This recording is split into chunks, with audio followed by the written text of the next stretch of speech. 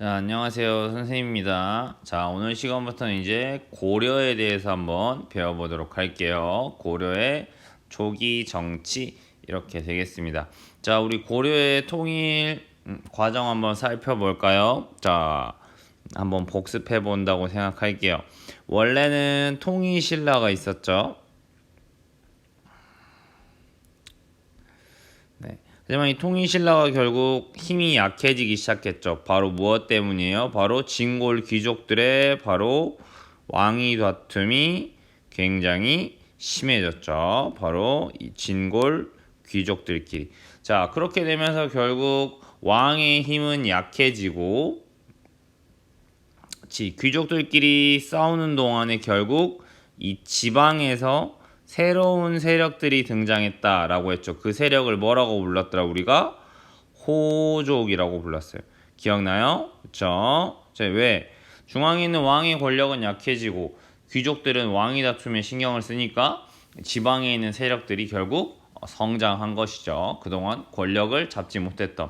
그래서 이 지방 호족 세력들이 이제 등장하는데 대표적인 사람이 바로 뭘 세운? 후백제를 세운 견훤이죠. 그쵸? 그 다음 후고구려를 세웠던 바로 누구예요? 궁예죠. 자, 이렇게 해서 통일신라가 이제 후백제와 후고구려 그리고 이렇게 신라 이렇게 세 개로 나뉘게 되는 것이죠. 근데 이 후고구려의 궁예가 포악한 정치를 임삼고 그쵸 민심을 잃게 되면서 결국 이 궁예를 몰아내고 이 후고구려를 접수한 사람이 바로 누구예요? 왕건이 되겠죠. 결국 누구에 의해서 삼국은 통일돼요? 이 견훤도 결국 왕건에게 아들의 반란으로 인해서 그치 항복하게 되고 그 다음 신라도 결국 왕건에게 항복하게 되죠. 결국 후고구려 고려죠. 왕건이 그 다음 이름을 고려로 바꾸죠. 그래서 이 왕건의 고려가 후백제와 신라를 무너뜨리고 결국 고려라는 나라로 통일하게 되는 거 요거까지 우리 배웠어요. 자, 그러면 이제 이 고려를 어떻게 하면 더 나라를 안정시키게 될지에 대해서 생각을 해봐야 되겠죠. 자, 어쨌든 통일신라가 몇백 년간 있었고 그 다음에 이 통일신라 말기에 혼란이 굉장히 심했잖아. 왕위 다툼이 굉장히 심해지게 되면서 그리고 후백제와 후고구려, 신라 이렇게 또 후삼국 세 개로 나뉘어서 싸우다가 이제 하나로 나라가 통일이 된 것이죠. 그러니까 이 나라의 초반을 안정시키는 거 굉장히 중요하겠죠. 왜? 왕으로서 고려란 새로운 나라를 세웠는데 처음에 이 나라를 안정화시키지 못하면 언제든지 뭐가 일어날 수 있죠? 반란이 일어나고 다른 나라가 또 세워질 수 있는 거잖아요. 그렇기 때문에 이 나라를 어떻게 이끌어야 될지 처음에 이 기틀을 다지기 위한 노력이 굉장히 중요하다고 할 수 있겠죠. 자, 그러니까 기틀을 다지기 위한 노력.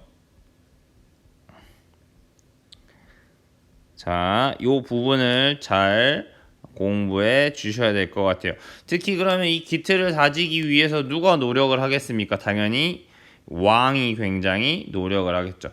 특히 왕들은 결국에 가장 왕들의 목표는 뭡니까? 뭐가 강해야 된다? 왕권이 강해야 되겠죠.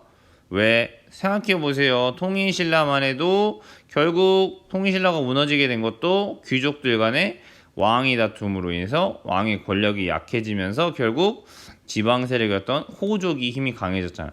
결국에 이 호족 출신이었던 누가 왕건이 고려를 세우게 되는 거잖아.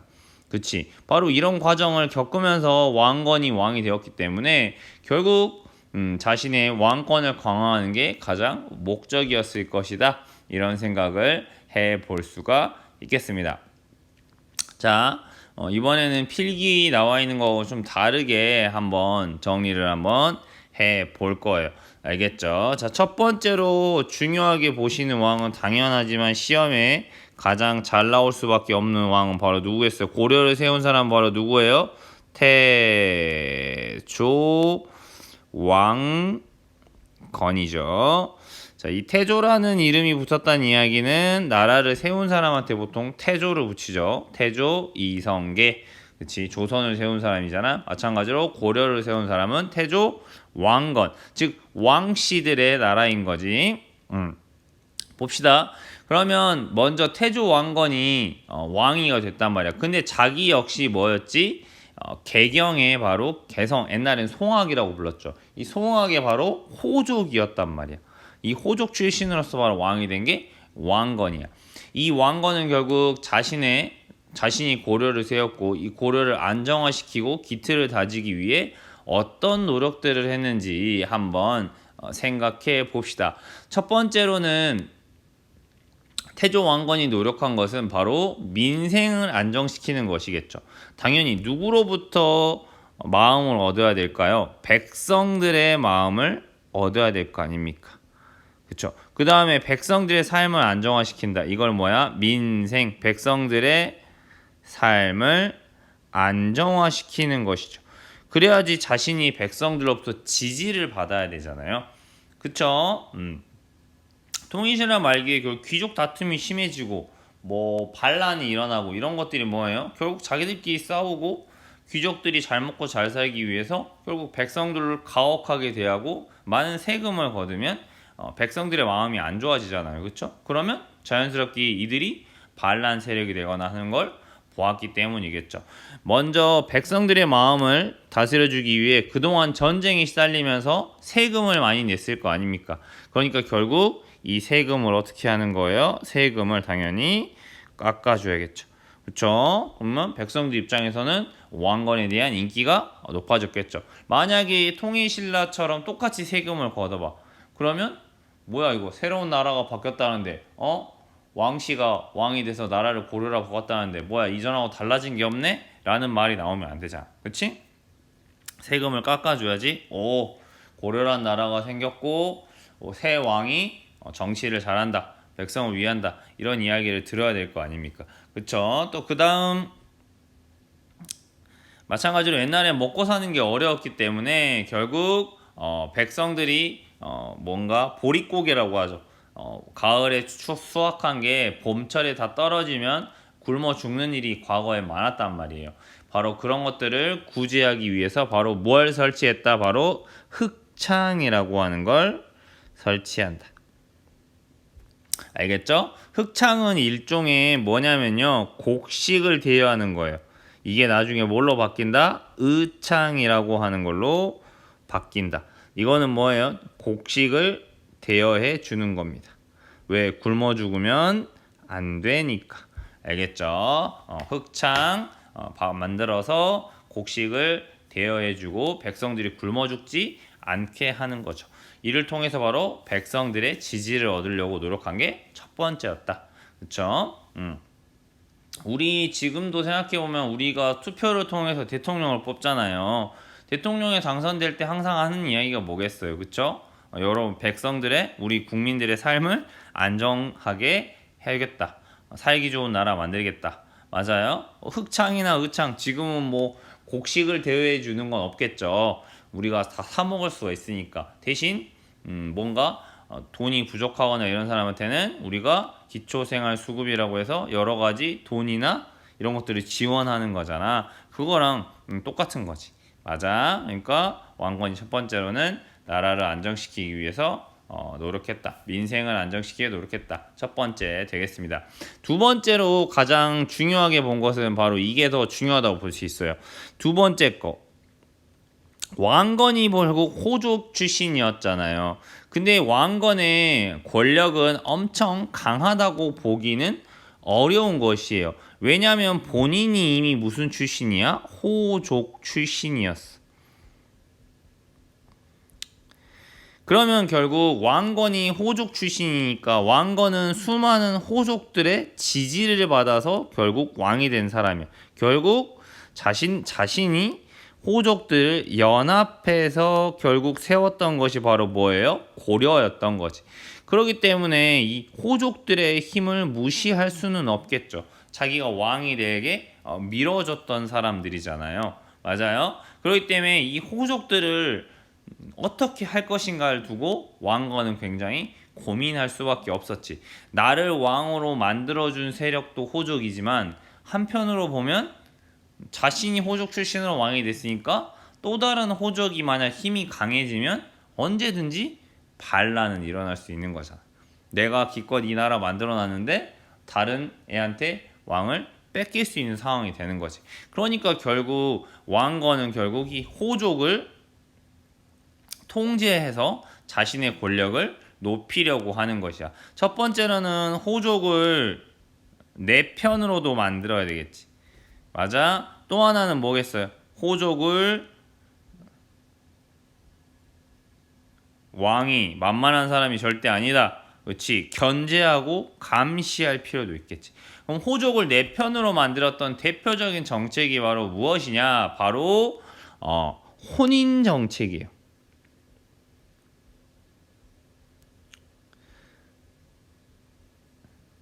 즉 누구하고 결혼을 하는 걸까요? 아까 나와 있던 이 유명한 호족 세력의 딸과 혼인을 하는 거지. 그래서 왕건의 부인이 20 몇 명이 있었다고 하잖아요. 맞아요? 그리고 자식들도 엄청나게 많이 낳는 거죠. 부인이 많은 만큼 자식도 많았겠죠. 그러니까 혼인을 통해서 결국 호족들을 나의 친척으로 결국 만드는 것이 나의 가족으로 만드는 거죠. 그러면 반란을 못 일으킬 거 아닙니까? 왜? 반란을 일으키면 일단 왕건한테 딸을 결혼 보냈으니까 딸이 죽을 수도 있는 거잖아요. 맞아요? 바로 이걸 통해서 호족을 내 편으로 만들려고 합니다. 하지만 이 혼인 정책이 또 하나 원인이 되어서 이 고려의 초기가 또 하나의 혼란스러워지는 결국 문제가 생기기도 하거든요. 네, 이거는 이제 나중에 광종을 이야기할 때 조금 설명드릴게요. 그 다음 또 하나는 뭐냐면 바로 성씨를 내려주는 거예요. 이거를 바로 사성이라고 그래요. 즉 무슨 성을 주는 겁니까? 사성은 왕씨의 성을 하사하는 거예요. 나한테 잘 보이는 호족한테는 너 이제부터는 왕건의 이 왕씨 써. 알겠죠? 그렇게. 왜? 여러분은 지금 다 이씨, 김씨, 장씨, 문씨 뭐 이런 성, 박씨 뭐 이런 성이 있지만 여러분이 착각하면 안 되는 게 조선 시대에만 해도 성씨가 있는 사람이 많지가 않아요. 더더군다나 바로 이 고려 시대 초기 같은 경우는 성씨가 많지 않아요.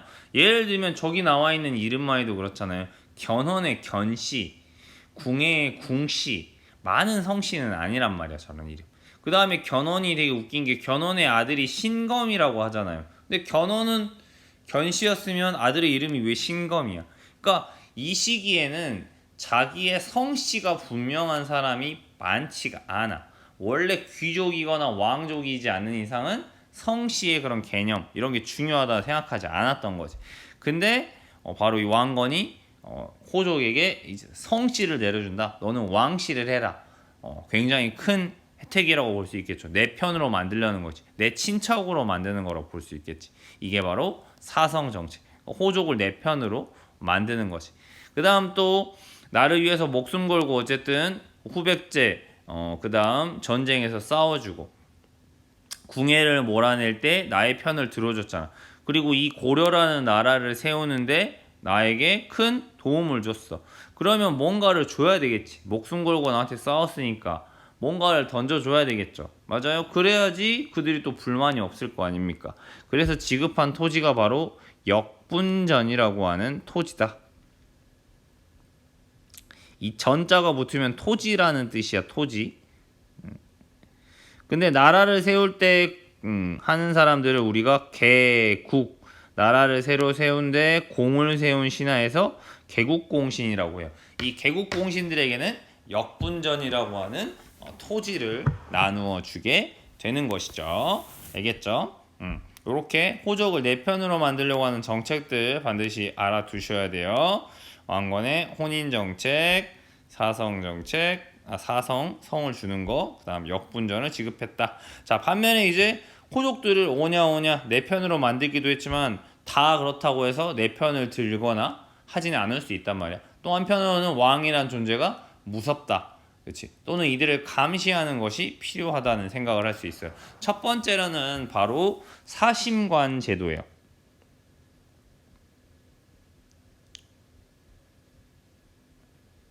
사심관 제도는 결국 호족을 견제하는 건데 바로 뭐냐면 자 지도를 한번 보세요. 우리 70쪽에 있는 그 고려시대 지도를 보면 자 고려의 수도는 어디냐면 개경이에요. 그쵸? 그러면 여러분이 만약에 고려시대에 왕건 밑에서 높은 관직의 신하야. 그러면 여러분은 어디에 살겠습니까? 개경에 살겠죠 주로. 맞아요? 여러분이 높은 관직에 올랐어요. 왕건에 눈에 들어가지고 그럼 개경에 있는데 여러분의 고향, 여러분이 호족 출신이야. 그럼 여러분은 어느 호족 출신이냐면 여기 보시면 우리가 지금 살고 있는 지역이 딱 나와 있네. 어디 나와 있어? 광주 목이라고 나와 있지. 그러니까 우리가 살고 있는 이 광주는 고려 시대에도 굉장히 큰 행정구역 중 하나였던 거야. 그치? 그럼 광주목이 있으니까 이 광주목 출신이야. 그러면 여러분 사심관이 뭐냐면 여러분을 개경에 살게 하고 높은 관직을 하게 하는데 여러분이 광주의 담당자가 되는 거야. 그래서 그 출신 지역을 통제하게 하도록 하는 거야. 만약에 여러분이 광주 지역에서 왕건에 대한 반란이 일어난다. 그러면 이건 누구 책임이 되는 거야? 여러분의 책임이 되는 거야. 그러니까 나는 뭐야? 광주에 반란이 일어나지 않게 조심히 관리를 해야 되겠죠. 맞아요? 이게 바로 사심관 제도야. 결국 그 지역이 반란이 일어나면 내 책임이 되는 거니까 이게 바로 사심관. 호족을 견제하는 정책 중에 하나겠죠. 그 다음 두 번째로는 또 무슨 제도를 만드냐면 바로 기인제도라는 걸 만들어. 그래서 바로 뭐냐면 마찬가지로 여러분이 광주목을 만약에 다스리고 있는 호족이라면 내 아들을 어디로 보내는 거야? 바로 개경으로 보내는 거야. 일종의 결국 뭐라고 보는 거예요? 인질이 돼버리는 거지. 말로는 광주목 호족 네 아들 개경으로 보내. 그러면 열심히 공부시켜 줄게 라고 개경에 불러다 놓지만 실질적으로는 만약에 반란을 여러분이 광주에서 일으키면 바로 개경에 있는 누구부터 죽는 거예요? 내 아들부터 죽는 거야. 그러니까 결국 이게 일종의 인질제도라고 봐야 되겠죠. 이런 비슷한 제도가 바로 언제 있었어요? 통일신라 시대에 바로 상수리 제도라고 있었죠. 일정한 기간을 경주에 와서 머물게 했던 이런 상수리 제도랑 비슷하다고 생각해 주시면 되겠죠. 알겠죠? 자, 왕건은 결국 자신의 왕권을 강화하기 위해서 바로 이런 정책들을 펼치게 되었다라는 겁니다. 또 그 다음 이제 왕건은 나라의 기틀을 잡아야 되겠죠. 그렇게 해서 나라의 기틀을 딱 다지기 위해서 내가 죽고 나서 고려라는 나라가 이 10가지는 꼭 지켜라. 후대의 왕들은 꼭 이 10가지를 지켜라 라고 하는 유언을 남기게 됩니다. 당연히 고려를 세운 왕이 남긴 유언이 굉장히 중요했겠죠. 바로 이게 뭐야? 유명한 훈요 10조라고 하는 것이에요. 훈요 10조에서 주로 들어있는 내용 알아두셔야 될 것 같습니다. 자, 훈요 10조 내용 한번 볼게요. 오른쪽에 보시면 훈요 10조가 나와 있네요. 제 1조 불교의 힘으로 나라를 세웠으니 불교를 숭상하도록 해라. 자, 바로 왕건이 첫 번째로 주문했던 건 바로 뭘 중요시해라? 불교를 굉장히 중요시해라. 자, 그래서 고려 시대에 바로 이 불교 문화가 가장 꽃피우게 되는 거예요. 삼국 시대보다도 더. 알겠죠? 모든 백성들이 믿고 백성들의 삶, 대부분의 사람들의 삶까지 불교적인 삶을 사는 거예요. 그래서 여러분 그거 알아요? 고려 시대에는 고기를 많이 먹지 않았대요. 왜? 불교에서 가장 금지하는 것 중에 하나가 생명을 죽이는 거예요. 고기를 먹으려면 어쨌든 돼지든 소든 죽여야 되잖아요. 그렇기 때문에 고기를 많이 먹지 않았다는 거지. 고려인들은 그래서 주로 뭐 곡식이나 야채나 뭐 이런 것들을 먹고 살았다. 고기를 많이 실제로 먹지 않았다. 물론 고기를 많이 먹기도 어려웠겠지만 어쨌든 더더욱 고기를 안 먹는 그런 문화가 있었다고 해요. 여러분이 그러니까 고려시대에 있었으면은 여러분이 좋아하는 삼겹살 많이 못 먹었을 거란 이야기죠. 어쨌든 훈요 10조는 바로 불교를 굉장히 중요시했다는 얘기죠. 알겠죠? 이게 바로 뭐예요? 6조에 나와 있는 연등회와 팔관회를 소홀히 하지 말라. 이게 바로 마찬가지로 이것도 6조에도 연등회랑 팔관회가 바로 불교 행사거든요. 그러니까 불교와 관련된 게 두 개나 있을 정도로 불교를 굉장히 중요시해라 라는 이야기를 남겼습니다. 알겠죠? 자, 두 번째로 보셔야 될 것은 도선의 풍수사상에 따라 사찰을 지우고 함부로 짓지 말라. 이 풍수사상은 나중에 말해줄 거예요. 뭔가 좋은 터와 나쁜 터가 있다. 이게 바로 풍수사상이에요. 선생님이 옛날에 한번 설명해 준 것 같아요. 우리나라 좋은 집터라고 하는 건 등 뒤에 산이 있고 앞에 뭐가 있어야 된다고 했더라? 물이 있어야 된다고 했잖아. 그렇지? 그래서 등 뒤에 산이 있어서 배산, 앞에 물이 있다 해서 임수. 이런 것들을 따지는 걸 풍수사상이라고 해요. 이건 나중에 또 한번 설명드릴게요. 그 다음 4조에서 중요한 게 뭐냐면 바로 거란을 배척했던 거죠. 사라고 쓰지 말고 이라고 써야겠다. 두 번째로는 이제 거란을 배척해라. 거란은 여러분 왜 배척했을까? 똑똑해. 기억나? 그치? 고려는 누구를 이어받은 나라야? 고구려를 이어받아서 세웠대. 근데 또 이 고구려를 이어받았던 나라가 또 하나 더 있는데 누가 또 하나 고구려를 이어받았더라? 발해란 나라가 있었지? 근데 이 발해를 멸망시켜버린 게 바로 누구야? 요 거란이야. 알겠지? 그러니까 고구려를 이어받았던 나라인 발해를 무너뜨린 거란을 고려는 좋아할 수가 없었겠지. 맞아요. 그 다음 또 하나는 바로 뭘까요? 이 발해 출신들을 굉장히 발해가 망했으니까 발해를 떠도는 사람들을 유민이라 그래. 그치? 떠도는 이 유민들을 왕건이 적극적으로 받아들인다, 포용했다 라는 것도 생각해주면 좋을 것 같아요. 무슨 말인지 알겠죠? 자, 그 다음 거란을 배척하고 고구려를 본받았다. 결국 왕건은 뭡니까? 굉장히 북쪽으로 가야 된다. 원래 고구려 영토 되찾아야 된다. 바로 뭘 중요시한다? 북진 정책을 굉장히 중요시하게 된다.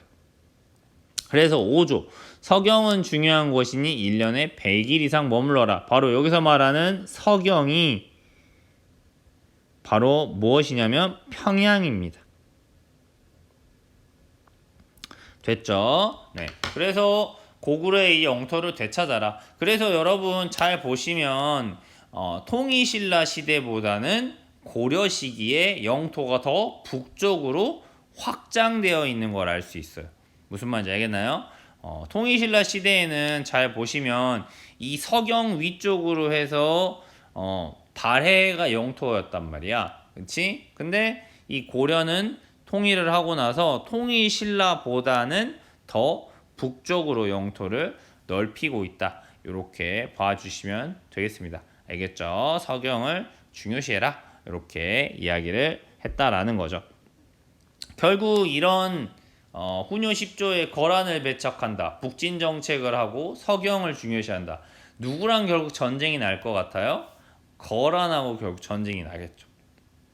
맞아요? 자, 요건 이제 나중에 공부할게요. 왜 지금은 처음에 기틀을 다지기 위한 노력하고 있으니까. 자, 왕건 굉장히 중요하겠죠. 고려를 세운 사람이고 이 사람이 이야기했던 수많은 것들이 앞으로의 고려를 이해하는데 아주 중요한 기본이 되는 거기 때문에 왕건 꼭 한 문제 정도는 나와요. 알겠죠? 자, 그러면 이제 태조 왕건을 봤고요. 두 번째로 기억해 볼 왕은 바로 광종입니다. 이 광종 또한 시험에 굉장히 잘 나오는 왕이에요. 근데 왕건이 첫 번째 왕이죠. 광종은 몇 번째 왕이냐면 네 번째 왕이에요. 4대 왕이에요. 그러면 왕건 이후에 두 번째 왕이 있고 세 번째 왕이 있었겠죠. 그리고 네 번째 왕이 광종이에요. 근데 광종 역시 왕건의 아들이에요. 그러면 두 번째 왕하고 세 번째 왕도 왕건의 아들이었겠지. 근데 생각해보세요. 형들이 너무 빨리 왕에서 물러난 것 같지 않습니까? 그쵸?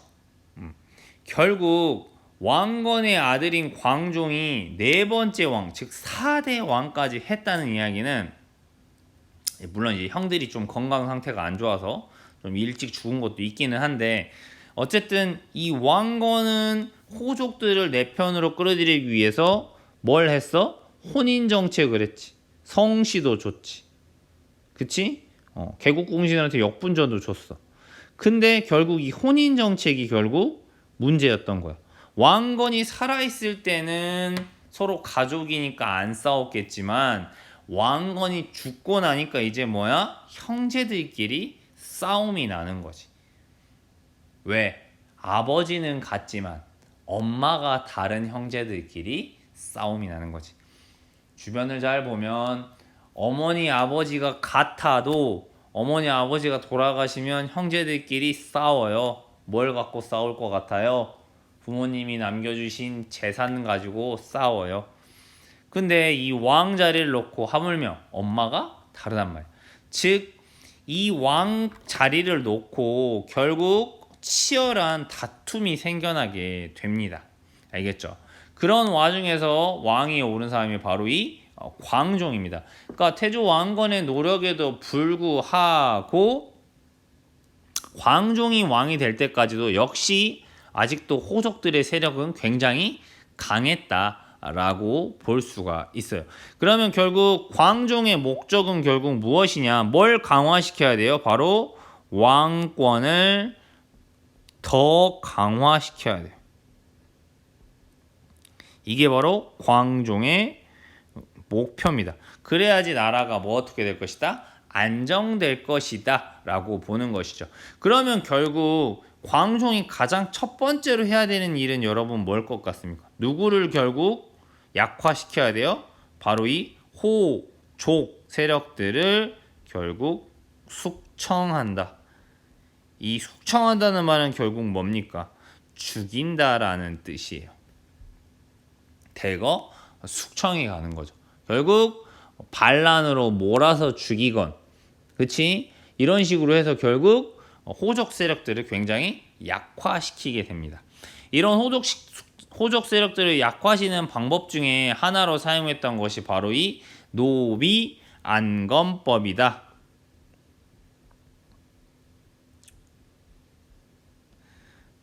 노비안건법 굉장히 시험에 잘 나와요. 자, 노비들을 해방시켜 주었기 때문이죠.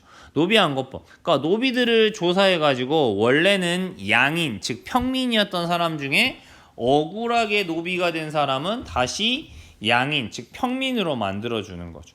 그러니까 이거는 뭐야?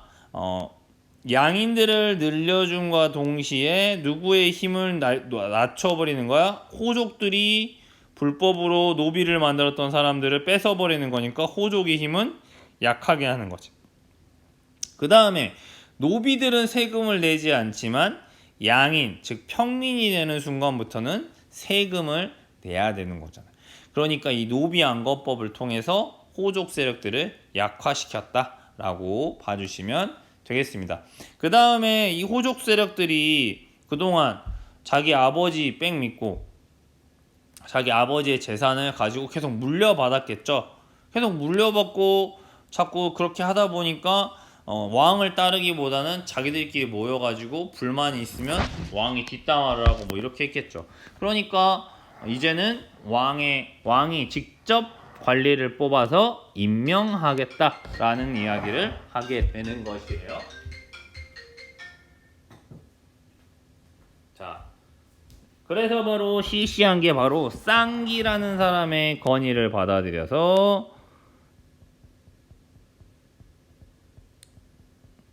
바로 위가 아니죠. 건의를 바탕으로 해서 바로 과거제를 실시한다. 자, 알아두셔야 돼요. 과거제를 실시한다. 알겠죠? 과거제를 실시한다. 그럼 과거제에서 여기서 과거제라는 것을 대표적으로 보는 건 뭘 것 같아요? 뭘 시험 볼 것 같습니까?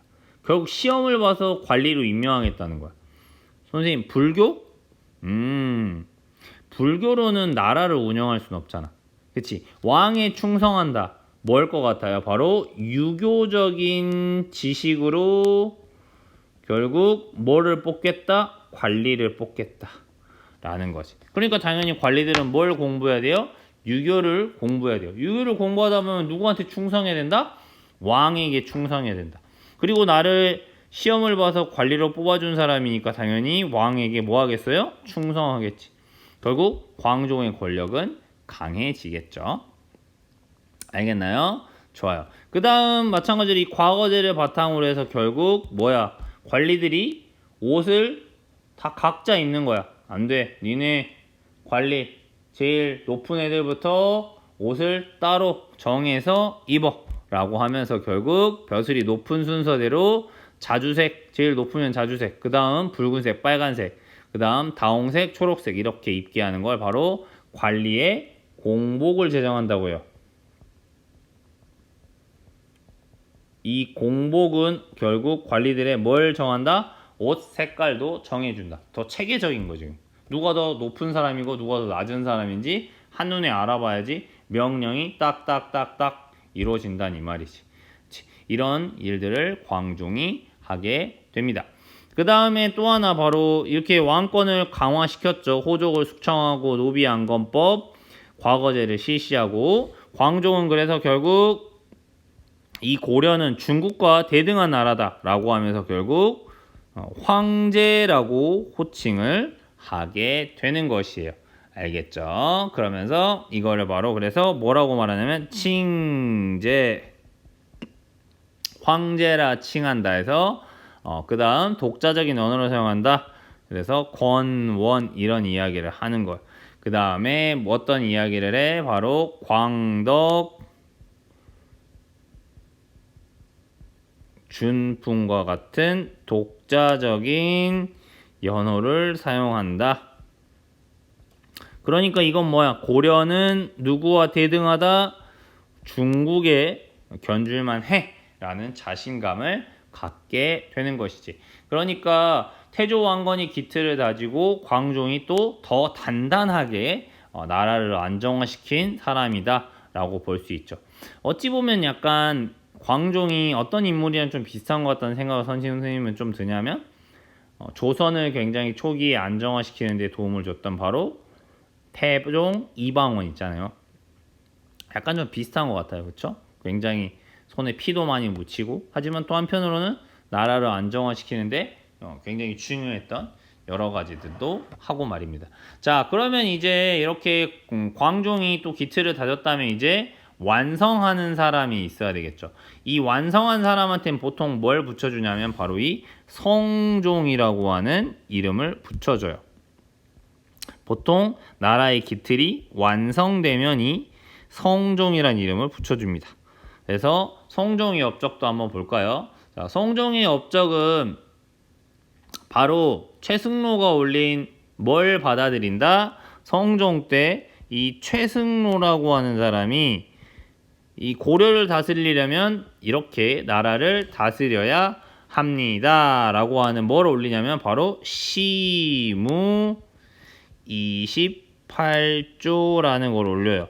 그러면 이 시무 28조가 결국 이야기하고 싶은 건 뭐냐면 나라를 다스리는 것, 종교를 믿는 건 불교가 상관없지만 나라를 다스릴 때는 뭘로 다스려야 한다? 유교를 바로 나라를 통치하는 이념으로 삼아야 합니다 라는 걸 강조하는 거지. 왜? 유교적인 사고가 있어야 누구한테 더 충성합니까? 왕에게 더 충성한다. 이렇게 봐주시면 되겠죠. 그 다음 이제 또 다음에 너무 길어지니까 바로 해야 될 게 뭐냐면 두 번째로는 나라의 이런 제도들을 결국 완성하게 되는데 중국의 것을 참고해서 결국 중앙 정치 조직으로는 중앙에 결국 뭘 만든다? 이성 육부라고 하는 중앙 행정관청들을 만들게 된다. 조직을 만들게 된다. 우리나라도 지금 뭐예요? 대통령실이 있고 국무총리가 있고 뭐 그다음에 그 밑에 뭐 교육부 장관, 뭐 행정안전부 장관 여러 가지 그런 조직들이 있잖아요. 우리 1학기 때 배웠잖아. 그치? 마찬가지로 나라를 잘 다스리려면 이런 기관들이 있어야 되고 하는 일들이 딱딱딱딱 구분되어 있어야 되지. 외교부가 있는 거고 국토교통부가 있고 맞아? 그 부서들이 있는 것처럼 고려도 이렇게 이성 육부라고 하는 중앙 정치 조직을 바로 성종 때 만들었다. 됐죠? 그럼 중앙이 있으면 선생님 지방은 어떻게 해요? 그쵸? 지방은 결국 지방에 다스리는 것은 바로 12목이라고 하는 걸 설치하고 이 12목에다가는 누구를 파견한다? 왕이 임명한 관리, 즉 지방을 다스리는 지방관을 파견한다. 알겠지? 그러면 광주목을 보세요. 여기에는 지방관이 딱 왕이 임명한 지방관이 내려오는 거예요. 광주목, 충주목, 청주목 이런 곳에는 무슨 말인지 알겠죠? 이렇게 해서 파견된다. 근데 그럼 선생님 12군데만 파견한 거예요? 맞아요. 근데 생각해 보세요. 12군데만 파견하면 너무 넓잖아요. 광주목만 해보세요. 땅이 너무너무 넓죠. 거의 지금으로 따지면 경기도 남쪽은 거의 다 광주목이 담당해야 되는데 그치? 결국 이 지방관이 파견되지 않은 곳이 훨씬 많은 겁니다. 그러면 이곳을 실질적으로 다스리게 되는 사람은 누구냐면 바로 향리라고 하는 사람이에요. 향리라는 사람이 결국 지방관이 없는 곳에서는 요 향리가 실질적으로 다스리고 대신 이 향리가 세금이나 이런 것들을 요 지방관에게 바치는 거고 지방관의 명령을 이제 향리가 참고해서 했던 겁니다. 이런 제도. 근데 조선시대는 이 향리 제도가 없어져. 왜? 바로 모든 곳에 다 조선시대에는 지방관을 파견하는 식으로 바뀌니까. 하지만 고려시대만 해도 그렇게 되지 못했다라는 것입니다. 그 다음 또 하나 이제 교육기관을 세워요. 교육기관을 세웁니다. 바로 교육기관의 이름은 국자감이에요. 자, 이런 거 가끔 보기로 잘 나와요. 알아둬야 돼요. 국자감을 설치해서 마찬가지로 국자감에서 무슨 교육한다? 유학 교육을 했다. 알겠죠? 요거 알아두시면 되겠습니다. 자, 고려의 교육기관이에요. 고려하면 국자감이다. 이렇게 기억해 주시면 되겠네요. 첫 번째 시간이니까 우리 왕 3명, 태조왕건, 광종, 성종 일단 3명 보았습니다. 정치 제도나 나머지 것들에 대해서는 조금 더 선생님이 나중에 다음 시간에 또 설명을 해드리겠습니다. 이상입니다.